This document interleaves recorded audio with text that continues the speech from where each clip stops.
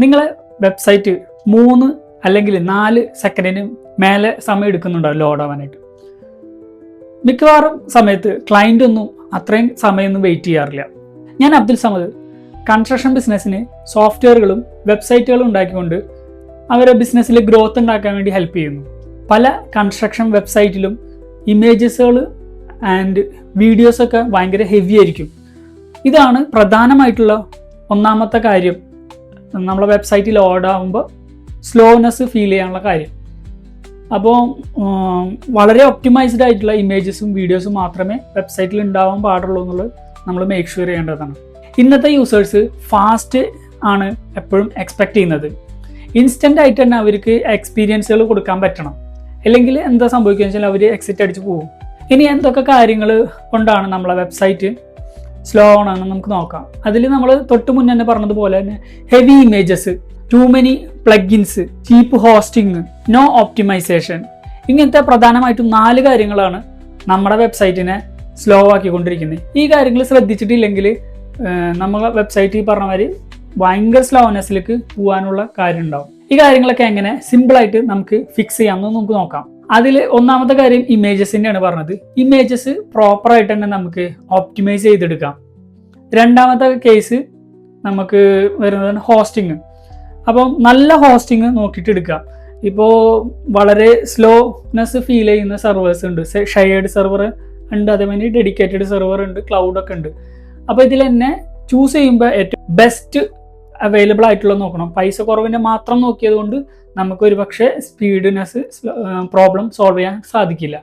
അപ്പോൾ അങ്ങനത്തെ ഇഷ്യൂസ് വരാതിരിക്കാൻ വേണ്ടിയിട്ട് ബെസ്റ്റ് നല്ല ഹോസ്റ്റിംഗ്, അതായത് ഇപ്പോൾ ആളുകളോടൊക്കെ ചോദിച്ചു കഴിഞ്ഞാൽ ഒരു പക്ഷെ അറിയാൻ പറ്റില്ല, ഗൂഗിൾ ചെയ്ത് കഴിഞ്ഞാൽ നോക്കിയാൽ പറ്റും. അല്ലെങ്കിലും ട്രയൽ നൽകുന്ന ഹോസ്റ്റിങ്ങുകളുണ്ട്, 30 days ഫ്രീ ട്രയൽ നൽകുന്നത്. അപ്പോൾ അതിലൊക്കെ യൂസ് ചെയ്ത് നോക്കാം. ഓരോ ദിവസം ഇമേജസുകൾ ഇട്ട് അതൊക്കെ ഉപയോഗിച്ച് അനുഭവിച്ച് കഴിയുമ്പോൾ നമുക്കറിയാം എത്രത്തോളം ഇത് ഫാസ്റ്റ് ആണോ അല്ലയോ എന്നുള്ളത് നമുക്കറിയാം. അതിനനുസരിച്ച് മാത്രം ഡിസിഷൻ എടുക്കാം. നാലാമത്തെ കാര്യം എന്ന് വെച്ച് കഴിഞ്ഞാൽ വെബ്സൈറ്റിൽ ഒരുപാട് കാര്യങ്ങൾ അൺനെസസറി ആയിട്ടുണ്ടാവും. കുറേ ക്ലട്ടറായിട്ട് ഇങ്ങനെ എടുക്കുന്നുണ്ടാവും. വെബ്സൈറ്റിൻ്റെ ഫ്രണ്ടിൽ കാണിക്കുന്നില്ലെങ്കിലും അതൊക്കെ ഹൈഡായിട്ട് ലോഡ് ആവുന്നുണ്ടാവും. അങ്ങനത്തെ കുറേ സംഗതികളുണ്ടാവും. ഇങ്ങനത്തെ വിഷയങ്ങളൊക്കെ എന്ത് ചെയ്യുക, വെബ്സൈറ്റിൽ നിന്ന് പാടെ തന്നെ റിമൂവ് ചെയ്യാൻ വേണ്ടി ശ്രമിക്കുക. അതായത് വെബ്സൈറ്റ് ഒന്ന് ക്ലീൻ ആക്കുക, വൃത്തിയാക്കിയിട്ട് മെയിൻറ്റെയിൻ ചെയ്യാം. പിന്നെ അതേപോലെ തന്നെ വെബ്സൈറ്റിൽ പ്ലഗിൻസുകൾ ഉണ്ടാവും. നേരത്തെ പറഞ്ഞ മാതിരി പ്ലഗിൻസുകൾ ഉണ്ടാവും, അൺവാണ്ടഡ് പ്ലഗിൻസ്, വേറെ സൈറ്റിലേക്കുള്ള കോൾസുകൾ, ഇങ്ങനത്തെ കാര്യങ്ങളൊക്കെ നടക്കുന്നുണ്ടാവും. ഇതൊക്കെ എന്ത് ചെയ്യുക, ഡെവലപ്പറെ കൺസൾട്ട് ചെയ്തിട്ട് അല്ലെങ്കിൽ നിങ്ങൾക്ക് എക്സ്പെർട്ടൈസ് ഉണ്ടെങ്കിൽ നിങ്ങൾ തന്നെ അത് റിമൂവ് ചെയ്യാം.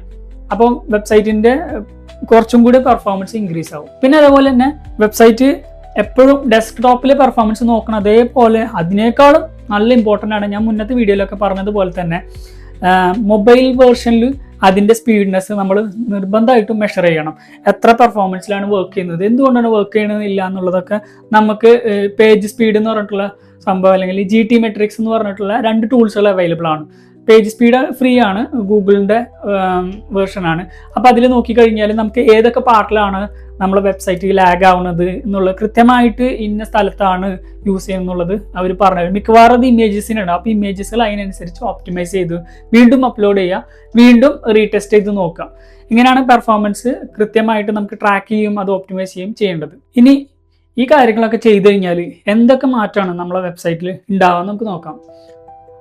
വെബ്സൈറ്റ് ഫാസ്റ്റ് ആയി കഴിഞ്ഞ് കഴിഞ്ഞാൽ ആദ്യത്തെ കാര്യം സംഭവിക്കുക വെച്ച് കഴിഞ്ഞാൽ നേരത്തെ പറഞ്ഞതുപോലെ യൂസർ വന്നു കഴിഞ്ഞ് കഴിഞ്ഞാൽ അവർ നമ്മളെ വെബ്സൈറ്റിൽ നിൽക്കാനുള്ള സമയം കൂടും. അതായത് നമ്മളെ കുറിച്ച് പഠിക്കാനും നമ്മളെ കുറിച്ച് വായിക്കാനും നമ്മളെ വെബ്സൈറ്റിൽ ബ്രൗസ് ചെയ്യാനൊക്കെ ഉള്ള സമയം കൂടും. ഇങ്ങനെ സംഭവിച്ചു കഴിഞ്ഞ് കഴിഞ്ഞാൽ എന്തുണ്ടാവുക വെച്ച് കഴിഞ്ഞാൽ അവർ നമ്മളെ സർവീസുകളെ കുറിച്ച് മനസ്സിലാക്കിയതും അതുവഴി എൻക്വയറികൾ കൂടാനുള്ള ചാൻസ് ഉണ്ട്. പിന്നെ അടുത്ത കാര്യം എന്താ വെച്ച് കഴിഞ്ഞാൽ ഈ സംഗതി വെബ്സൈറ്റ് നല്ല ഓപ്റ്റിമൈസ്ഡ് ആണ്, നല്ല യൂസേഴ്സ് നിൽക്കുന്നുണ്ട്, യൂസേഴ്സ് വിസിറ്റുകൾ ഉള്ള വെബ്സൈറ്റ് ആണെന്നുണ്ടെങ്കിൽ ഗൂഗിൾ എന്ത് ചെയ്യും, ഈ വെബ്സൈറ്റിന് കുറച്ചും കൂടി പ്രിഫറൻസ് കൊടുക്കും SEOയിൽ.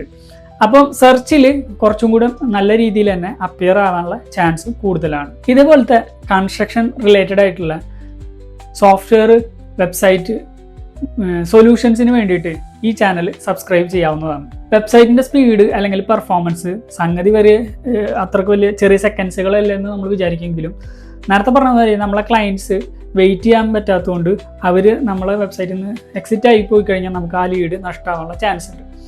അപ്പോൾ അത്തരത്തിൽ ഉണ്ടാവുന്ന ഇമ്പാക്റ്റ് വലിയ ഇമ്പാക്റ്റ് ആണ് അതൊന്ന് ഉണ്ടാവുന്നത്. സോ അങ്ങനത്തെ കാര്യങ്ങൾ ഇല്ലാതിരിക്കാൻ വേണ്ടി വെബ്സൈറ്റിനെ പ്രോപ്പറായിട്ട് തന്നെ സ്പീഡ് മോണിറ്റർ ചെയ്യുക, എന്നിട്ട് എന്തെങ്കിലും ഇഷ്യൂസ് ഉണ്ടെങ്കിൽ അതിനെ ഫിക്സ് ചെയ്യാൻ വേണ്ടിയിട്ട് ശ്രമിക്കുക.